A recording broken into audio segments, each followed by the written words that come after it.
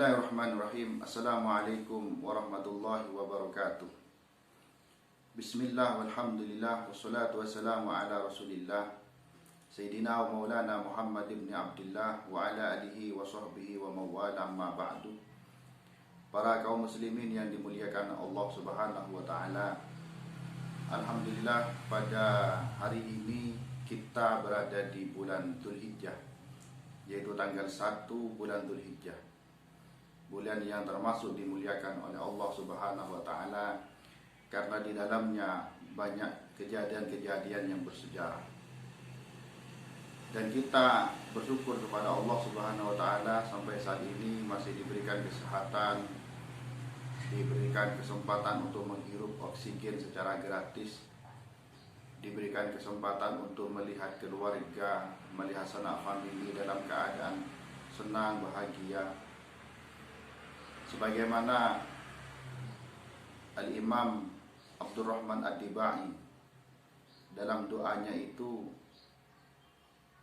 yang tertulis di dalam kitab Al-Maulid Ad-Dibai, beliau itu menukil sebuah atau menulis sebuah doa yang luar biasa, menurut saya bagus sekali. Allahumma in kana fi sanatil madiyah ikhwanu mana'ahumul qada'u ila misliha fala tahrimhum min sawabi hadhihi sa'ati wa fadliha. Ya Allah, apabila ada saudara-saudara yang wafat di tahun-tahun sebelumnya atau sebelum hari ini, tentunya mereka itu mempunyai keinginan untuk bisa hidup dan menikmati masa-masa seperti sekarang. Maka fala tahrimhum min sawabi hadhihi sa'ati wa fadliha, maka jangan haramkan, jangan halangi pahala saat ini kepada mereka. Mereka yang wafat sebelum hari ini, semoga mendapatkan pahala seperti pahala kita menikmati di bulan Dzulhijjah ini. Bulan Dzulhijjah ini merupakan bulan yang dimuliakan karena sebagaimana yang saya sampaikan tadi, di dalamnya itu ada hari-hari yang bersejarah, yang diantaranya adalah di tanggal 8 itu ada hari Tarwiyah. Kemudian tanggal 9-nya dikenal dengan hari Arafah. Tanggal 10-nya dikenal dengan hari Nahar. Dan tanggal 11, 12, dan 13 dikenal dengan Ayyamut Tasyrik, di mana kaum muslimin pada hari-hari tersebut, yakni hari Nahar dan Ayyamut Tasyrik, ini diharamkan untuk berpuasa. Namun demikian, hari Nahar ini atau bersamaan dengan hari Idul Adha itu diharamkan berpuasa, tapi kita disunahkan untuk imsak. Apa itu imsak? Imsak itu adalah menahan diri untuk tidak makan mulai dari subuh sampai ketika kaum muslimin atau kita melaksanakan sholat Idul Adha. Itu perbedaannya dengan Idul Fitri. Kalau Idul Fitri kita disunahkan untuk makan minum terlebih dahulu sebelum melaksanakan sholat Idul Fitri. Tapi kalau Idul Adha kita disunahkan untuk imsak, menahan dulu dari makan, minum, merokok, dan hal-hal yang membatalkan puasa. Kaum muslimin rahimakumullah, Allah berqasam di dalam Al-Quran pada surat Al-Fajr yang berbunyi wal fajri walayalin ashr, demi fajar dan malam yang 10. Ulama tafsir khilaf, berbeda pendapat. Layalun ashr atau malam yang 10, layalin ashr, itu ada yang mengartikan 10 malam di terakhir bulan Ramadan, malam 21, 22 sampai malam 30.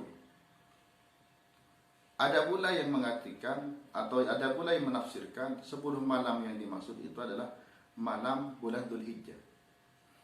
Malam bulan Dzulhijjah ini yaitu maksud saya adalah malam tanggal 1 sampai tanggal 10 Dzulhijjah. Malam yang dimuliakan oleh Allah Maka dari itu kita ini luar biasa, sangat beruntung dan bersyukur oleh Allah diberikan kesempatan hidup di saat ini. Makanya ada lagi yang mengatakan bahwa Idain, sholat id dua ini adalah sholat yang sama-sama disunnahkan, sunnah muakkad. Akan tapi yang sangat disunnahkan pula, lebih disunnahkan mana antara Idul Adha dan Idul Fitri. Idul Adha ini justru lebih disunnahkan. Menurut sebagian ulama, mengapa Idul Adha ini, sholat Idul Adha lebih disunnahkan?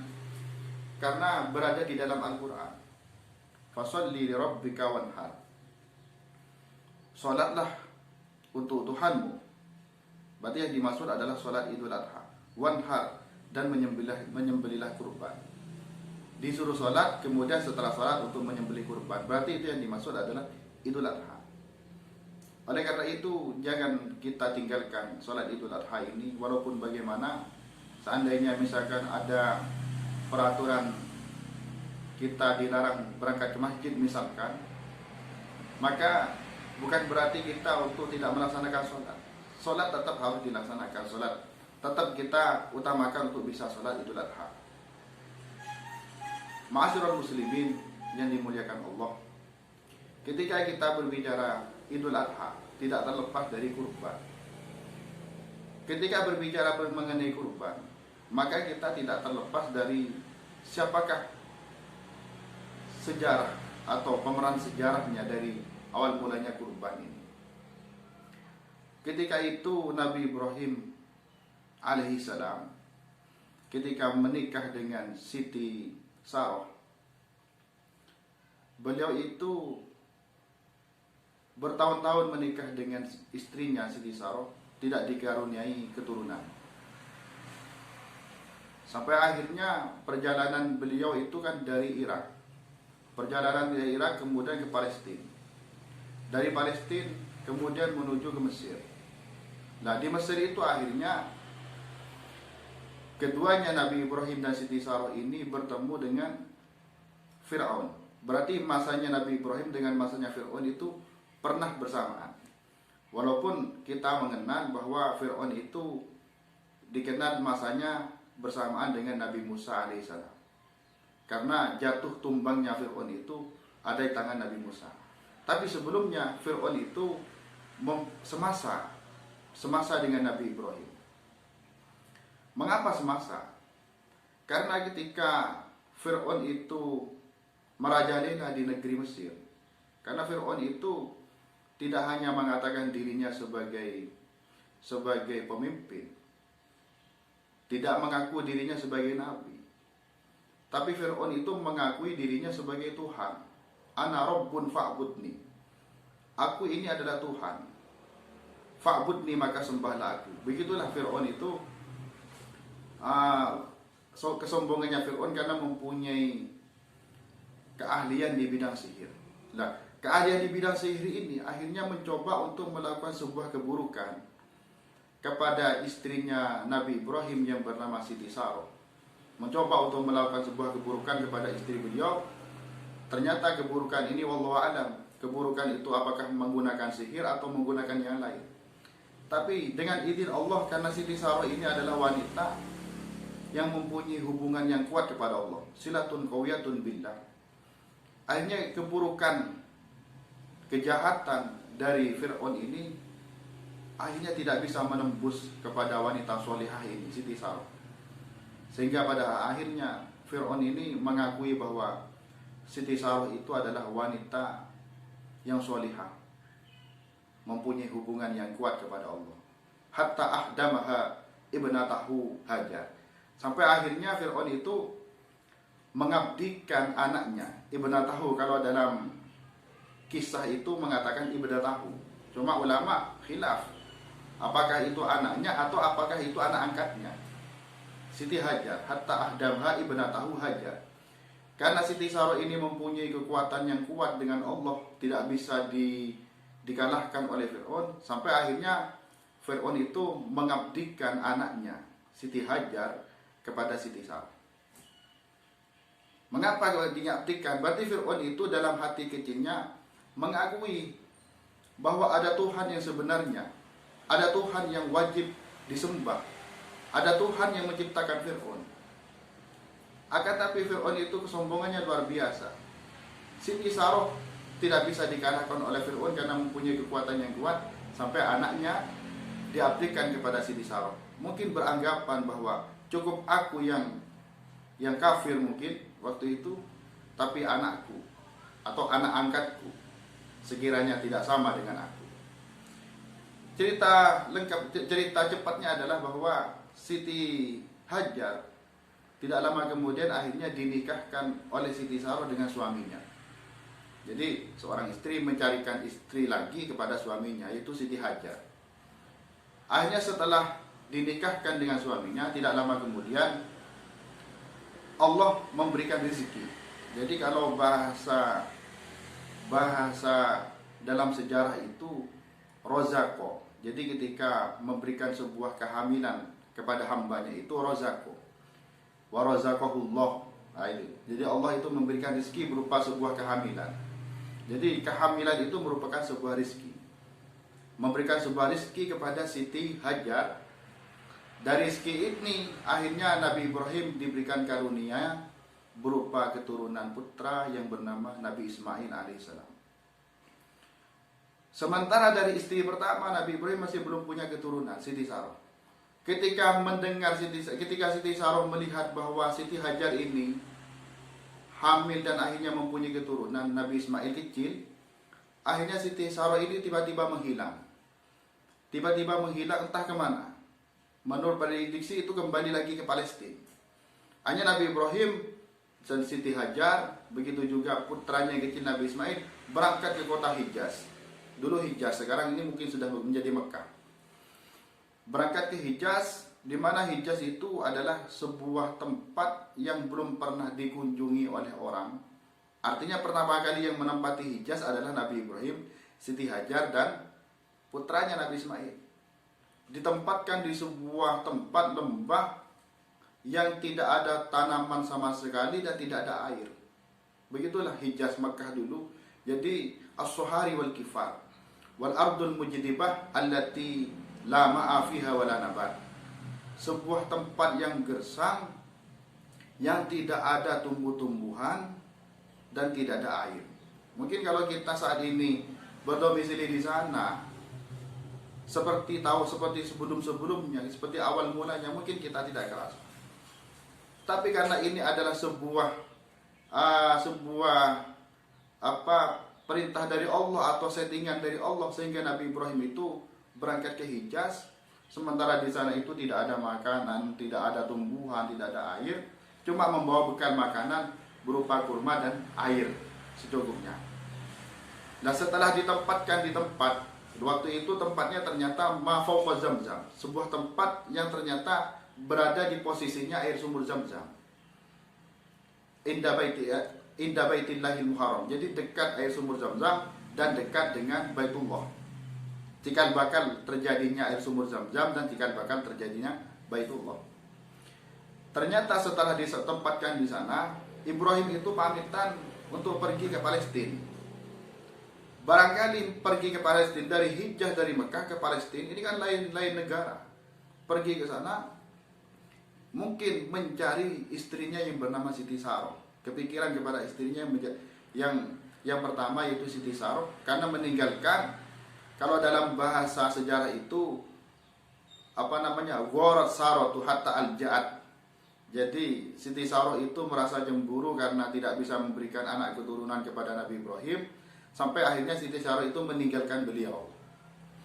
Nah, tidak lama kemudian akhirnya setelah Nabi Ibrahim berangkat ke Palestina, sementara di belakang Siti Hajar dan putranya kecil Nabi Ismail ini, bekal semakin lama bekalnya semakin habis, kurmanya semakin habis, air minumnya semakin habis, sampai tidak ada yang mau dimakan oleh beliau. Tidak ada yang mau dimakan, tidak ada bahan pokoknya sama sekali. Dengan izin Allah, dengan keadaan yang seperti itu, di tempat yang gersang, tidak ada tumbuh-tumbuhan, fahina idin tafajjarat bi'ru zamzama bifadlillah. Di waktu itu tiba-tiba muncrat, tafajjarat itu muncrat air sumur Zam-Zam dengan pertolongan Allah. Yang sampai saat ini adalah menjadi air sumur Zam-Zam. Kemudian setelah itu, air sumur Zam-Zam itu menjadi sebuah makanan pokok bagi keduanya. Kenapa air menjadi makanan pokok? Beda, air Zam-Zam dengan air biasa itu beda. Bahwa air Zam-Zam itu ketika dimakan, walaupun tidak makan nasi, air Zam-Zam itu bisa mengenyangkan. Beda dengan air selain air Zam-Zam, tidak bisa mengenyangkan kecuali ditambah dengan makanan yang mengandung karbohidrat. Tapi air Zam-Zam ini mempunyai kelebihan, ketika diminum bisa kenyang. Bagi mereka atau bagi yang masih belum makan, minum air Zam-Zam yang asli, maka bisa kenyang. Para hadirin yang dimuliakan Allah, kaitannya dengan hewan kurban. Ketika Nabi Ibrahim ini dan melihat putranya Nabi Ismail sudah mulai besar, gulam, masih di bawah usia 13 tahun. Tiba-tiba Nabi Ibrahim itu bermimpi. Ya bunayya, bermimpi. Di dalam Al-Quran itu dimaktub tertulis begini. Ya bunayya, inni ara fil manam inni adbahuka fandur madza taro. Wahai anakku, aku bermimpi bahwa aku ini menyembelihmu. Artinya bermimpi oleh Allah diperintahkan untuk menyembelih kamu, nak. Mendapatkan mimpi seperti ini tidak langsung tiba-tiba langsung dilaksanakan, kemudian ambil pisau kemudian disembelih, tidak. Tapi akhirnya menawarkan dulu kepada Nabi Ismail. Fantur ma'adha taro. Bagaimana, nak, menurutmu? Aku diperintahkan oleh Allah di dalam mimpi untuk menyembelih kamu sebagai kurban. Fantur ma'adha taro. Bagaimana menurut pendapatmu? Jadi dimintai pendapat dulu kepada anaknya.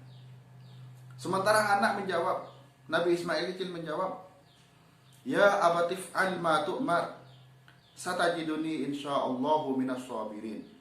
Ya abatif al ma tu'mar. Wahai ayah, lakukanlah apa yang menjadi perintah kepadamu. Satajiduni insyaallahu minas sabirin. Insyaallah engkau akan menemukan aku dalam keadaan sabar. Wah, luar biasa ini. Jadi Nabi Ibrahim merasa iba karena anak yang disayang-sayangi, yang diinginkan sejak dulu, menikah dengan Siti Saroh, bertahun-tahun tidak dikaruniai keturunan. Setelah itu menikah yang kedua kalinya dengan Siti Hajar, diberikan keturunan. Akhirnya diperintahkan oleh Allah untuk disembelih, untuk dikurbankan. Sementara anak pun juga merasa ikhlas untuk siap dijadikan kurban, karena itu adalah perintah Allah. Satajiduni insyaallahu minas sabirin. Insyaallah engkau ayah akan menemukan aku dalam keadaan sabar. Bayangkan ketika kita melihat anak tidur pun ketika digigit nyamuk, kita marah, sakit hati kepada nyamuk. Tapi ketika kita melihat atau ketika Nabi Ibrahim diperintahkan untuk menyembelih anak, luar biasa cobaan Nabi Ibrahim. Cobaan. Akhirnya oleh setan itu diganggu agar rencana ini bisa batal. Akhirnya diganggu oleh setan di Bukit Sofa. Lari lagi Nabi Ibrahim ke Bukit Marwah. Dikejar oleh setan lagi. Lari lagi Nabi Ibrahim ke Bukit Sofa. Terus Bukit Sofa, Bukit Marwah, Bukit Sofa, Bukit Marwah. Lari-lari kecil sampai akhirnya lari-lari kecil itu menjadi sebuah rukun haji, yaitu as-sa'i baina Sofa wal Marwah, yaitu lari-lari kecil antara Sofa dan Marwah. Konon Nabi Ibrahim itu adalah lari-lari kecil di Bukit Sofa dan Marwah untuk menghindari godaan dari setan. Kemudian setelah itu akhirnya Nabi Ibrahim melempari setan itu karena memaksakan diri untuk menggoda Nabi Ibrahim. Dilempari oleh Nabi Ibrahim. Akhirnya sampai sekarang ini di rukun haji menjadi romjul jumar atau melempar jumroh. Masya Allah subhanahu wa ta'ala. Para hadirin yang dimuliakan Allah, ketika Nabi Ibrahim dan Nabi Ismail ini sudah pasrah keduanya, Nabi Ibrahim sudah pasrah untuk kehilangan anak, dan Nabi Ismail pun juga pasrah demi menjalankan perintah Allah dan taat kepada orang tua. maka ayat Al-Quran yang menjelaskan tentang proses penyembelihan ini yaitu pada surat As-Saffat pada ayat 103 sampai 107. Di sana disebutkan falamma aslama wa tallahu lil jabin wa nadainahu ayya Ibrahim qad saddaqta ru'ya inna kadzalika najzil muhsinin inna hadza lahwal bala'ul mubin wa fadainahu bidhibhin 'adzim. Falamma aslama wa tallahu lil jabin. Ketika keduanya itu sama-sama pasrah, maka Nabi Ismail itu ditidurkan miring. Ketika ditidurkan miring, kemudian siap untuk disembelih, wa nadainahu ayya Ibrahim. Tiba-tiba ada suara. Kami manggil, kata Allah, wa nadainahu, dan kami panggil, ayya Ibrahim, wahai Ibrahim. Qad saddaqta ru'ya. Engkau telah membenarkan mimpi itu, bahwa mimpi itu dari aku. Artinya Nabi Ibrahim seorang nabi, percaya bahwa mimpi itu adalah perintah dari Allah. Tidak khawatir Nabi Ibrahim itu adalah mimpi itu adalah godaan dari setan, tapi itu adalah perintah dari Allah. Qad saddaqta ru'ya. Engkau telah membenarkan bahwa mimpi itu adalah mimpi dari aku, atau perintah dari Allah. Inna kadzalika najzil muhsinin. Maka sungguhnya kami dengan sebab itu, karena itu, seperti itu, akan membalas orang-orang yang berbuat kebaikan. Luar biasa, Nabi Ibrahim ini dalam surah As-Saffat itu sering disebutkan najzil muhsinin, najzil muhsinin. Kami akan membalas orang-orang yang berbuat kebaikan. Inna hadza lahwal bala'ul mubin. Ketahuilah Ibrahim bahwa ini sebenarnya adalah cobaan bagimu yang jelas. Artinya orang itu dicoba, seorang nabi dicoba dengan kapasitas yang luar biasa, yang tingkat kesabarannya itu kadang melebihi dari orang-orang biasa, mayoritas. Kemudian wa fadainahu bidhibhin 'adzim. Kemudian kami akan mengganti, akan menebus Nabi Ismail itu bidhibhin 'adzim, dengan sembelihan yang mulia, yang agung. Wakila, menurut ba'dul ulama, bahwa tiba-tiba di belakangnya atau di sampingnya Nabi Ismail dan Nabi Ibrahim ini tiba-tiba ada kambing. Wakila, kambing itu dari surga. Oleh Allah, Nabi Ismail itu digantikan dengan kambing. Tidak jadi untuk disembelih, tapi Allah memerintahkan untuk menggantikan kambing itu. Akhirnya kambing itu disembelih. Lalu membaca Allahu Akbar, Allahu Akbar, Allahu Akbar, Allahu Akbar kabira, walhamdulillahi katsira, subhanallah bukratan wa asila. Bertakbir sebagaimana takbir ketika Idul Adha.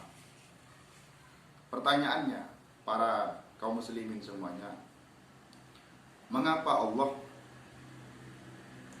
menggantikan Nabi Ismail ini dengan kambing, itu, dengan kambing, atau menggantikan sembelihannya itu dengan kambing? Kenapa tidak menggantikan dengan sapi?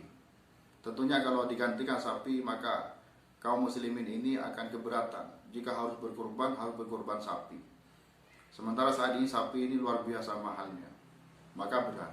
Jika tidak mampu, mungkin hanya orang muslimin, kaum muslimin bagi yang mampu, akhirnya mempunyai keluasan di bidang rezekinya, mungkin hanya berkurban kambing.